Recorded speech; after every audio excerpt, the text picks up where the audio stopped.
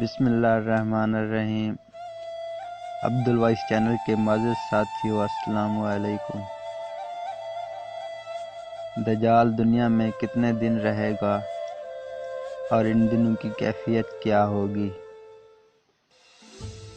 دجال 40 دن اس دنیا میں رہے گا۔ پہلا دن 1 سال کے برابر ہوگا اور دوسرا دن 1 ماہ کے برابر اور تیسرا دن 1 ہفتہ کے برابر۔ باقی عام دن عام دنوں کے برابر ہوں گے۔